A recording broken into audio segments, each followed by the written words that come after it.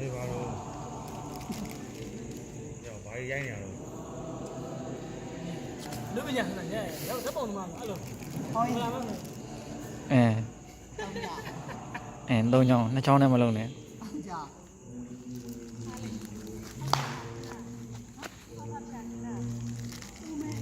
ဟုတ်တယ်ပြောလိုက်ဟာလေရောက်နေနေမင်းနေဦးမယ်ဟာ